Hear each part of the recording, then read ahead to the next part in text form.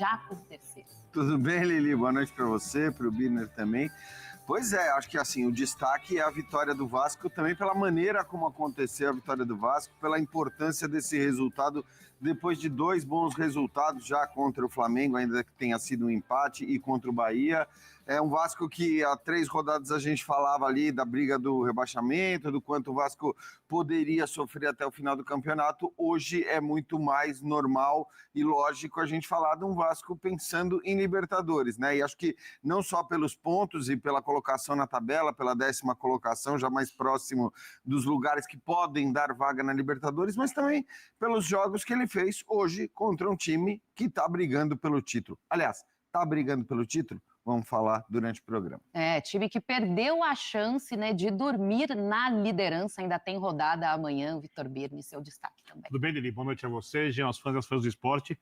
Tem que destacar a vitória do Vasco contra o Cruzeiro, que é, digamos assim, a zebra na luta pelo título. A gente tem 2 times que são favoritos, um com o elenco melhor, o outro no momento um pouco melhor que o do Flamengo, que é o melhor elenco, e o Cruzeiro corre por fora. O Vitor Roque passou a atuar junto com o Flaco Lopes. Chega o Andreas Pereira, o nível sobe ainda mais. Os 2 jogadores do centro, o Flaco Lopes e o Vitor Roque, não têm substitutos. Em algum momento, talvez o Abel precise poupar um deles. Espero que eles continuem jogando até o final da temporada, sem nenhum problema de lesão e sem queda de rendimento na parte física, que também é essencial, e o treinador tem que dosar. Aliás, só uma coisa, Birner, corroborando o que você está dizendo. Talvez esse poupar chegue justamente contra o Cruzeiro. Se não acontecer antes, porque os jogos que o Palmeiras tem antes e depois de semifinal de Libertadores são Flamengo, no qual eu duvido que o Abel vá poupar, e Cruzeiro. Então, acho que isso que o Birner está falando pode acontecer da dupla que mudou, vamos dizer assim, a trajetória do Palmeiras, ser justamente contra o Cruzeiro, né? O Flamengo tem um baita elenco concorrendo com o Palmeiras. O Flamengo, para mim, é o principal candidato do Campeonato Brasileiro por conta do tamanho do elenco. Isso que eu falei que o Palmeiras passa e que pode fazer o Palmeiras cair bastante de rendimento se for obrigado a poupar, o Flamengo consegue trocar e a queda de rendimento é pequena. O Cruzeiro, jogando no ápice dele, na melhor versão dele, não briga com esses times, todas as rodadas, porque ainda falta um pouco. E o banco de reservas do Cruzeiro, apesar de ser um banco interessante, é um banco, para mim, bem abaixo do Flamengo e abaixo do banco do Palmeiras. Então, como o Cruzeiro pode focar no brasileiro, como um time bem treinado, né? Como a equipe está muito concentrada nessa competição e as outras podem em algum momento dispersar, e o assunto é futebol, eu não vou descartar o Cruzeiro campeão, mas a tendência é o Cruzeiro não conseguir. Do Cruzeiro. E por falar em treinador, Geode, o Diniz finalmente conseguiu acertar o Vasco? Então, cara, eu acho que assim, a gente, quando o Diniz chega ao Vasco, ele tem ali uma sequência de 3, 4, 5 jogos bons, né? E aí fica aquela esperança, e aí vem os maus resultados. Eu acho que essa coisa tão irregular na avaliação de treinadores no Brasil, ela acontece sobretudo com o Diniz, porque é um cara, eu chamo de, sei lá, dogmático, assim, ele é um cara que tem ideias mais do que talvez outros treinadores brasileiros tenham ideias claras sobre o que ele quer, sobre o que ele gosta, e a gente vê essas ideias aplicadas tanto nas derrotas como nas vitórias. Eu acho que ele é um cara que é autoral, quer dizer, o que ele faz você vê no time.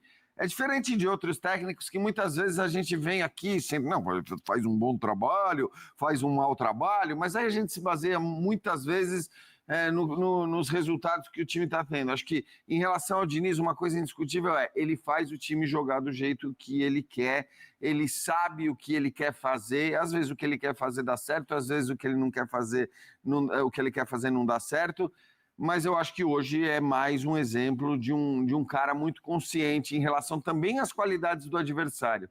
Porque eu acho que a gente não viu hoje o melhor Cruzeiro, muito por méritos também daquilo que o Vasco fez, do que o Diniz pediu. Eu gosto do Fernando Diniz, eu estou na turma dos que gostam do Diniz, porque parece que o Diniz é isso, né? Parece que você precisa ou amar ou odiar. Eu gosto. Eu acho que ele é um grande técnico, eu acho que ele é um cara que tem as suas qualidades. O torcedor tem direito de gostar ou não gostar do que ele prega. Mas eu acho que é isso, você tem que dar tempo, dar possibilidade do cara trabalhar, sobretudo quando você sabe que o cara trabalha, que o cara tem uma ideia que ele quer aplicar essa ideia. Estamos falando de 3 jogos de uma sequência muito positiva, 7 pontos em 9 disputados, em que não era fácil. Flamengo, Cruzeiro e Bahia, não era fácil você ganhar 7 pontos nessa sequência. E vamos ver se o Vasco segue nessa toada, mas eu ficaria muito surpreso se o Vasco voltasse para a briga lá debaixo do Campeonato Brasileiro. Eu acho que essa é a questão, porque ele foi contratado para isso, para fazer um jogo melhor, com a qualidade de elenco que ele tem, bem discutível, num clube que obviamente é endividado até dizer chega e cheio de problemas, porque a gente olha para o Vasco hoje, depois desses 3 jogos, e você não lembra da 777, você não lembra dos limites do elenco, das dívidas, você não lembra que o Vasco era um time com muita chance de rebaixamento no início da temporada, até a chegada do Diniz, o time melhorou muito. Agora, exigir regularidade dele num campeonato tão difícil, o Campeonato Brasileiro é muito difícil. A gente vai falar daqui a pouquinho, os 2 líderes do campeonato, líder e vice-líder por pontos perdidos, Flamengo e Palmeiras amanhã, tem jogos duríssimos, um deles com o jogo mais duro, vamos falar disso daqui a pouquinho, porque o campeonato é muito complicado, exigir que o Vasco, com esse elenco, jogue regularmente bem, não tem o menor nexo. Então eu acho que os bons jogos do Vasco são no nível assim, no limite do que o elenco pode produzir.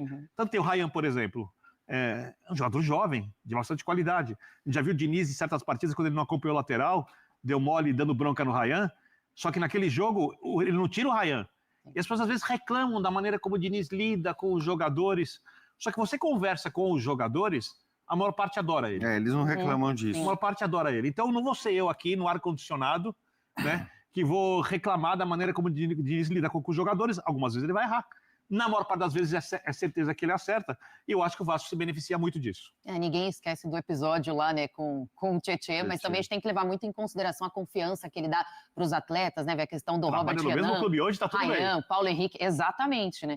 Bom, vamos fazer o seguinte, a gente tem uma tela aí, o Jean vai falando sobre os últimos jogos do Vasco, uma tela que comprova aí que são ótimos números, né, nos 4 jogos do Brasileirão, os últimos 4 jogos. 2 vitórias, 2 empates, nenhuma derrota, 66,7% de aproveitamento, com 8 gols marcados, 4 gols sofridos. Empatou com o líder Flamengo e venceu o vice-líder Cruzeiro. Números interessantíssimos, Jean. Pois acho que aí principalmente por conta do nível dos adversários, né? É claro que todo mundo vai lembrar aí da sequência, quando ganha do Santos do jeito que ganhou e depois perde um jogo inesperado quando você imaginar a vitória sobre o Santos. Juventude, se não me engano. Exatamente, a Juventude. Depois da goleada sobre o Santos, quando vem aquela empolgação de achar que tudo...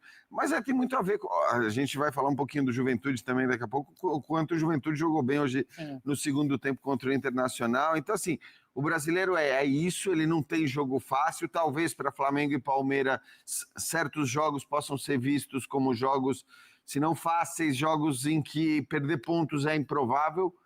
Mas acho que isso vale muito para Flamengo e Palmeiras. Então, portanto, galera, você viu nesse momento as palavras da galera da ESPN, analisando um pouquinho desse confronto. Vasco da Gama 2, Cruzeiro 0 em São Januário. Uma vitória muito convincente do Vasco. A equipe atuou muito bem, conseguiu neutralizar o time do Cruzeiro, do técnico Leonardo Jardim. Um dos pontos que mais eram favoráveis para a equipe mineira, que era contra-ataque, o Vasco conseguiu ir muito bem.